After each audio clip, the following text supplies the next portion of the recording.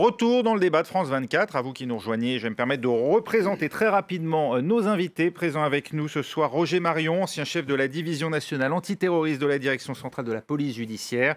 Également à nos côtés, Luc Poignant, membre du syndicat Unité SGP FO Police. Également Hugues Fourage, vous êtes député socialiste de Vendée et membre de la commission des lois. Également avec nous, Sébastien Huyghe, député Les Républicains du Nord, secrétaire général adjoint des Républicains et vice-président de la région Hauts-de-France. Un chiffre très rapidement, 3594 perquisitions administratives ordonnées depuis le 14 novembre. Elles n'ont donné lieu au final à l'ouverture d'enquêtes judiciaires pour faits liés au terrorisme que dans 5 cas. C'est un échec cet état d'urgence, Roger Marion? C'est-à-dire que pour faire des perquisitions fructueuses, disons qu'il faut déjà avoir les informations, il faut qu'il y ait du travail en amont, du travail des services de renseignement qui ait pu détecter les filières. Et les perquisitions administratives, ce n'est que le moyen juridique de frapper très rapidement, de jour comme de nuit.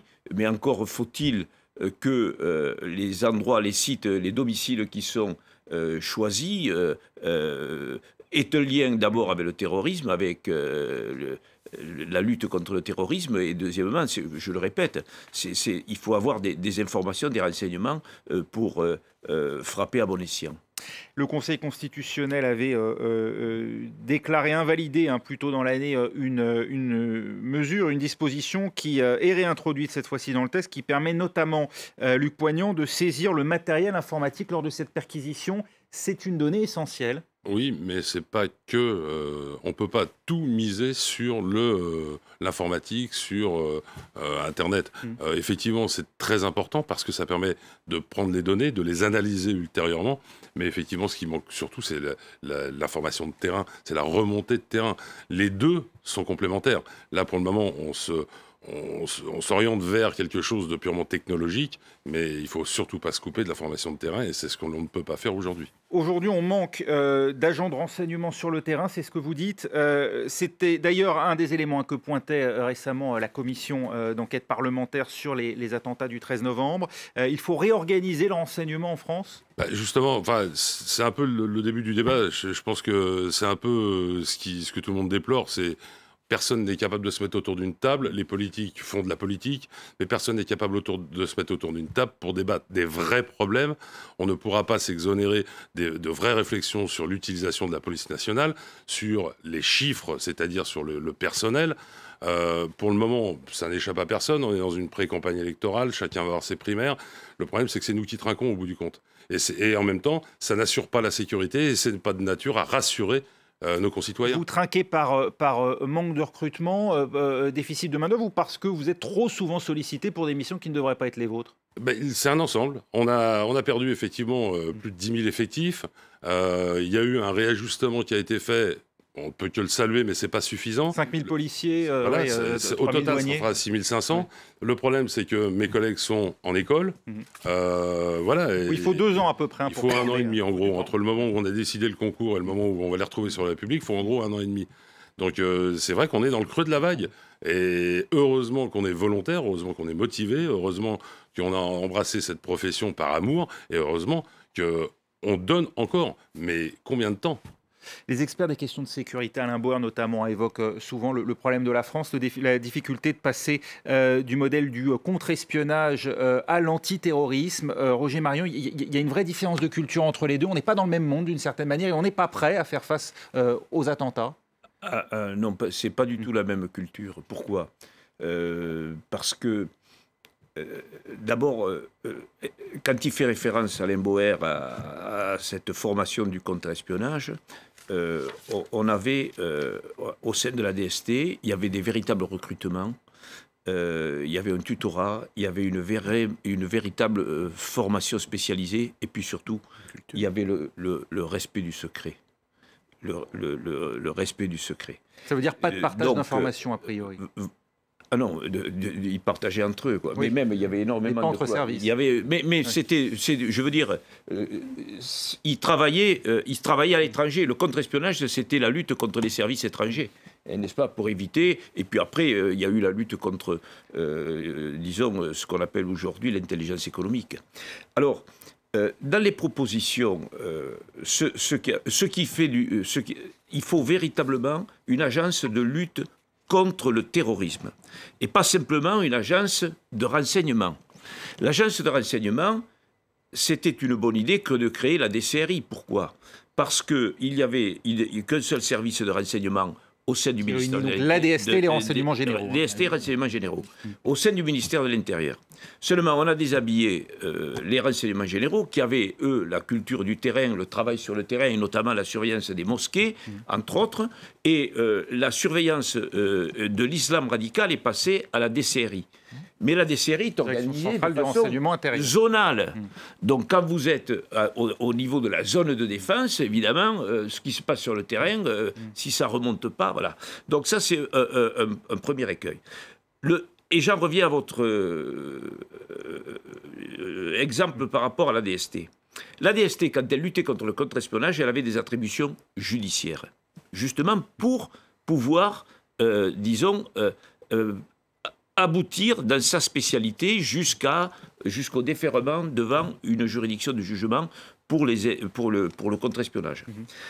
Mais quand la loi antiterroriste a été instituée en 1986, la DST a conservé au sein de son service des attributions judiciaires et s'est intéressée de facto au terrorisme.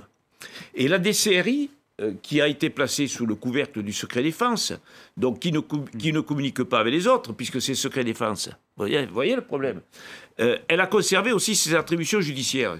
Malheureusement, quand on les a mis dans le même immeuble à Levallois, vous avez la police judiciaire avec la SDAT qui, elle, rend compte au judiciaire, et la DCRI qui, elle, est sous le couvercle du secret défense.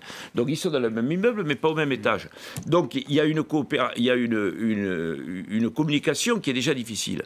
Donc ce qu'il faut, mais j'avais proposé antérieurement, qu'il y ait, parce que le terrorisme, quand on a baptisé l'ex-6e division en division nationale antiterroriste, c'est qu'on a refusé de créer un office central de lutte contre le terrorisme.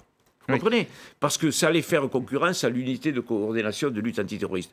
Donc, cette proposition de créer une agence ou un service centralisé de lutte contre le terrorisme est une bonne proposition, à condition que les services de renseignement abandonnent leurs prérogatives judiciaires et soient dans l'obligation de communiquer, comme c'est le cas en Belgique, soit sous peine de sanctions pénales, de communiquer les informations aux judiciaires. Sébastien Huyghe, votre réaction, et puis on va venir aussi aux propositions du groupe Les Républicains, justement, sur cet état d'urgence. Je vais réagir à ce qu'a dit mon voisin syndicaliste, qui est inacceptable. Dire que les politiques sont incapables de se mettre autour d'une table pour travailler et faire ensemble des propositions qui vont dans l'intérêt général, c'est juste ignorer ce qu'est le débat politique et le travail des parlementaires. Je voudrais rappeler qu'une commission d'enquête... On n'a pas forcément eu un exemple édifiant ces derniers jours. C'est le moins qu'on puisse dire. Non, mais attendez, vous voyez la situation dans laquelle on est. D'abord, laissez-moi aller jusqu'au bout.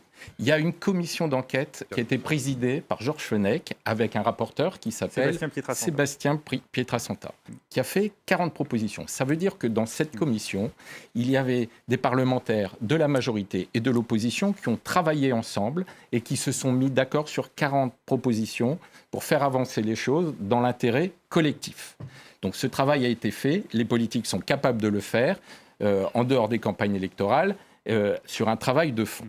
Le problème qui s'est posé, c'est quand même que le ministre de l'Intérieur, en recevant les 40 propositions, a dit que c'était du plum pudding et l'a viré d'un revers de manche. Donc ça, c'est effectivement un problème du gouvernement.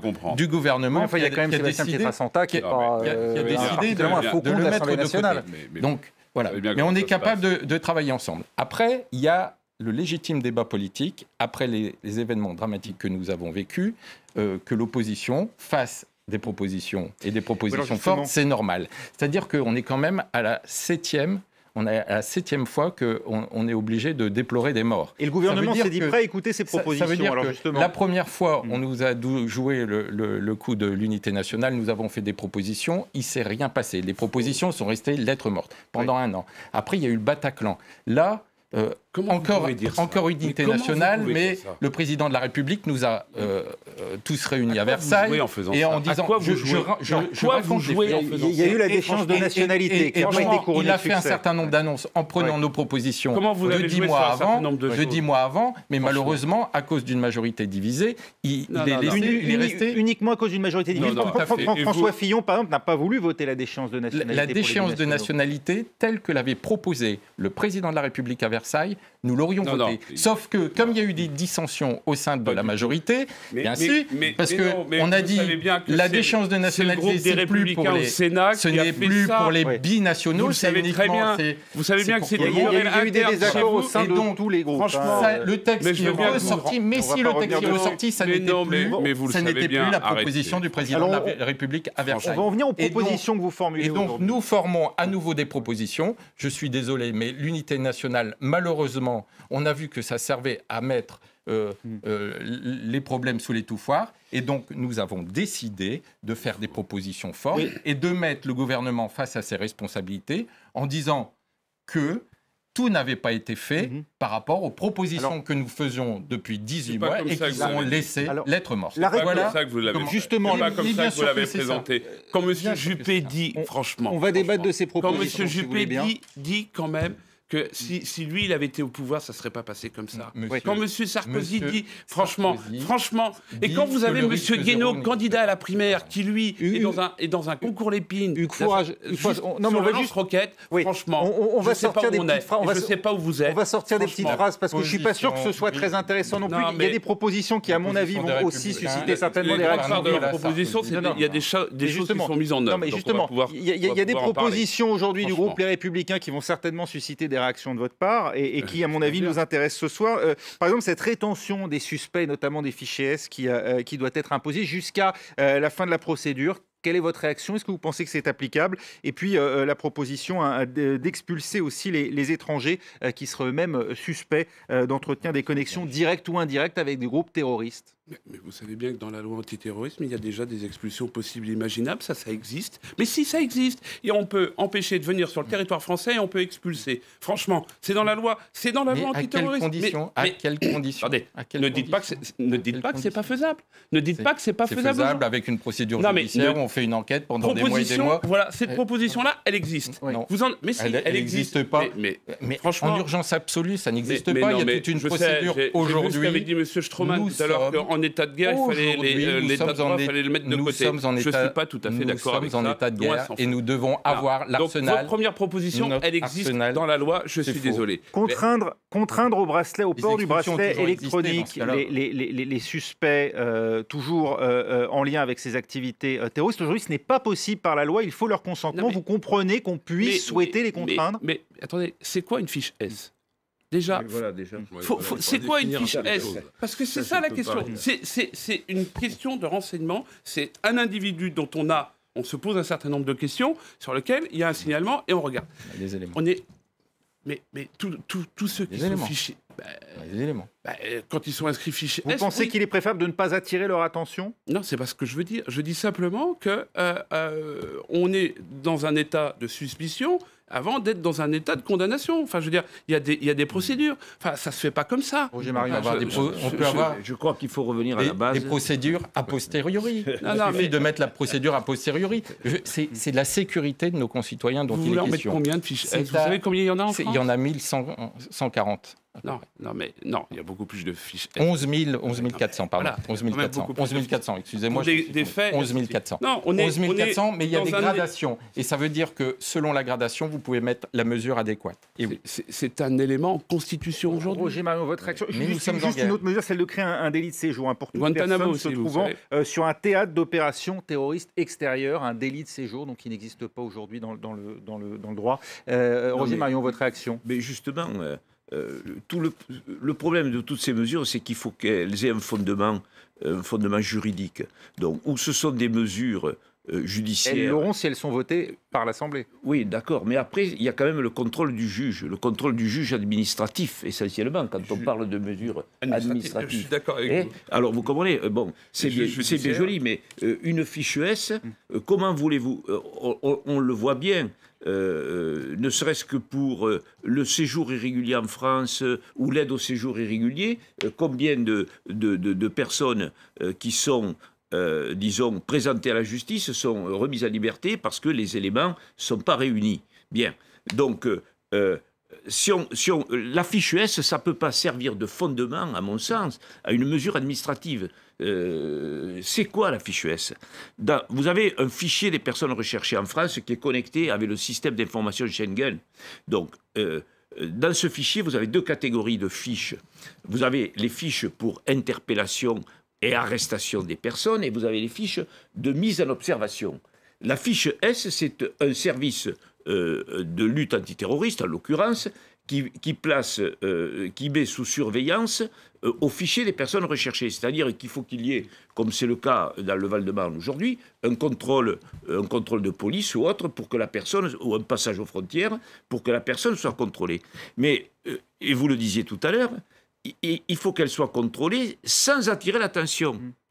Et à partir de là, on met en œuvre des mesures, il y a des instructions, selon la catégorie, il y a des instructions pour donner, pour recueillir les renseignements et les communiquer aux services enquêteurs, aux services demandeurs. Donc, si vous arrivez, les éléments qui ont justifié la fiche S, si vous arrivez à les mettre dans une procédure administrative pour justifier une expulsion ou autre, tout va bien. Sans problème. Je veux dire, mais ne changeons rien, une recherche de renseignements... Ne changeons rien, tout va bien. On est en état de guerre, je vous rassure. Je vous rappelle mais ça ne veut pas dire que c'est la fin de l'état de droit, sur le carreau. Il y en a 19 qui luttent encore contre la mort. Mais non, donc, mais on peut dire tout ce qu'on veut, on peut ergoter, mais si on ne prend pas des mesures drastiques, eh bien, on ne gagnera pas. Je dis pas qu'il faut pas les prendre. Nous avons besoin, mais il faut trouver le fondement juridique. Oui, interdire. Avec un contrôle juridictionnel a posteriori, c'est ce qui on a eu des époques où il y avait des et c'est la mise en sécurité de nos concitoyens. Interdire les rassemblements, ça semble être en tout cas une mesure assez rigoureuse. Ça, c'est total. En fait, nous aurons encore. Vous nous proposez. Non, mais attendez. Je rappelle que l'auteur de l'attentat de Nice faisait pas l'objet de fiche S. Alors arrêtez. C'est là où je voulais en arriver. Arrêtez. Mais sauf que ce système fonctionne mais par non, mais cercle mais tous les autres, si. Lui, il est pas. Si vous regardez les attentats du 13 novembre, quasiment tous. Vous savez bien que c'est bien la preuve qu'aujourd'hui, le renseignement, le travail qui est fait par les gendarmes et les policiers, il est en train de payer. Et vous avez un changement de nature, en fait, des attentats. L'attentat, il est protéiforme aujourd'hui, il n'est plus de la même manière. Et on voit bien que ce qu'on a fait, ce qui a été fait aujourd'hui, c'est que les moyens, tant Charlie Hebdo ou le Bataclan, ils n'ont plus les mêmes types de moyens. Et qu'on est sur des actes isolés, et on le voit bien de cette manière, et c'est d'autant plus difficile et d'autant plus, compliqué à pouvoir les arrêter. Oui. Quand on voit qu'il faut mais comment vous voulez faire actes isolés, les mesures et non fichés. Et non fichés. C'était le cas de... Ça marche par ça. Alors vous faites quoi? Vous mettez toutes les fiches S comme ça. Luc Poignant. À partir du moment où ça marche par cercle concentrique, le lien est donc fait entre le terrorisme et le grand banditisme. Donc ça, déjà, c'est une chose. Mais pour reprendre ce que disait tout à l'heure M. Marion, effectivement, il faut un fondement juridique. Et en allant au-delà du fondement du droit administratif, il y a des mesures qui sont proposées où il faudrait malgré tout quand même changer la Constitution. Parce que la Constitution en elle-même, heureusement, c'est un garde-fou. Je ne dis pas... Sur la consultation des sites djihadistes, d'ailleurs, qui serait donc du coup, qui deviendrait un délit, puisque c'est le souhait. Aujourd'hui, c'est la consultation répétée, et le Conseil constitutionnel avait dans le passé émis des doutes sur la validité de cette mesure. Des sites djihadistes est un délit. Ça sera mis en place au mois d'octobre. Exactement. Donc, elle doit encore être validée. Elle doit encore être validée par le Conseil constitutionnel. Malheureusement, la France est un pays où, quand on demande de l'armement pour les policiers qui ont été abandonnés, on l'a 18 mois après. Vous faites, elle va être opérationnelle au mois d'octobre. Il y a un délai, vous le savez bien. Les centres de déradicalisation, pourquoi avoir attendu autant de temps? Nicolas Sarkozy le réclame aujourd'hui, c'est vrai qu'ils ne sont pas ouverts aujourd'hui. Ils vont ouvrir les centres de déradicalisation. Ça va. Franchement, attendez. vu dans quel état vous nous avez laissé la France, y compris... Ça fait 4 ans que vous êtes arrêté avec le coup de l'héritage. Non mais franchement... On l'a dit tout à l'heure, il faut 1 an et demi pour former un policier, ça fait 4 ans que vous êtes là. Écoutez, vous en avez supprimé 30 000. Diminution du nombre de policiers de 872. Je pense que les orientations... Je veux dire, on ne claque pas des doigts comme ça. Il faut du temps, on est en train de le faire. C'est mis en œuvre. Je crois qu'il faut aussi... Et à chaque fois, voyez... Vous avez passé la première du... Roger Marion,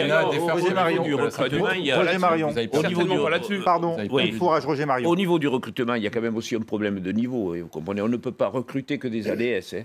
Et faire passer un concours spécial qui est inférieur au concours de la paix. On ne peut pas avoir une gestion de la sécurité. Si vous voulez faire de la lutte contre le terrorisme, c'est ce que l'on a eu beaucoup de temps. Moi j'en ai eu la responsabilité, il faut former à la procédure antiterroriste, aux méthodes antiterroristes et autres. Et ça, c'est très long. Quand on compare, je répète que le terrorisme, il vise à faire le maximum de victimes en un minimum de temps et à ce qu'il y ait une médiatisation assurée. Donc, cet attentat, cet atroce attentat, il était imprévisible. Pourquoi ? Parce que l'auteur présumé s'est radicalisé tout seul devant Internet en un minimum de temps. Bien, mais quand on compare, on en revient à l'état d'urgence, quand on compare le dispositif de sécurité qui a été mis pour les fan zones et le dispositif de sécurité que vous avez énoncé qui a été mis en œuvre avec une majorité de policiers municipaux, on voit bien qu'il y a dans l'état d'urgence, il y avait une majorité de policiers municipaux et nationaux, 185 nationaux, 64 municipaux. La question, est-ce que c'est suffisant? Et ça, c'est le problème, que les effectifs sont épuisés, sont exsangues avec toutes les manifestations auxquelles ils ont été obligés de faire face pendant l'état d'urgence. Mais un dernier mot de Sébastien Huyghe et ensuite Luc Poignant. C'est que sur les fan zones, vous aviez des blocs de béton qui empêchaient tout véhicule qui voulait ça en approcher. Vous aviez un no man's land où les supporters n'avaient pas le droit d'être. Je suis désolé, à Nice, il n'y avait pas ces blocs de béton qui empêchaient les véhicules de bélier de venir. Il n'y avait pas ce no man's land. Il y avait juste des... Il y avait juste... Et alors, vous mettez ces barrières de béton également sur le... Mais vous mettez aussi en cause la municipalité de Nice. Absolument pas. La responsabilité de la sécurité, je suis désolé, c'est le préfet. Et donc, c'est l'État qui... Vous savez, le mot de la fin pour... La sécurité dans la ville, c'est quand même le maire. Le mot de la fin pour Luc Poignant. Absolument pas. Mais si. La mission régalienne, c'est l'État. Sébastien Huyghe, je pense qu'on assiste à un triste spectacle parce que je pense qu'en matière de sécurité, et il faut arrêter avec l'angélisme, il faut arrêter avec un certain nombre de critères, se mettre autour d'une table et discuter de ce qu'on va faire. Ça serait franchement mieux que chacun de son côté, pour viser 2017, là pour le moment il s'agit de la vie de nos concitoyens, et il serait peut-être bon quand même d'élever un peu le débat et de ne pas se retrouver avec des situations comme on a vécu le 14 juillet ou le 15 juillet à 1h30 du matin, où on entame une polémique sur la sécurité alors que les corps sont encore fumants sur la voie publique. On a quand même peut-être les politiques qu'on mérite, mais quand même, c'est dépasser un peu les bornes. Si vous me permettez, le travail a été fait entre les forces de police, d'État et municipales. Ce travail, tout le monde s'est mis autour de la table. On ne va pas relancer le débat d'ailleurs qui dure depuis plusieurs jours maintenant. Merci à tous en tout cas d'être venus. Une commission d'enquête qui dira la vérité. Merci à tous d'avoir été en plateau. Restez avec nous tout de suite, c'est Sur le Net.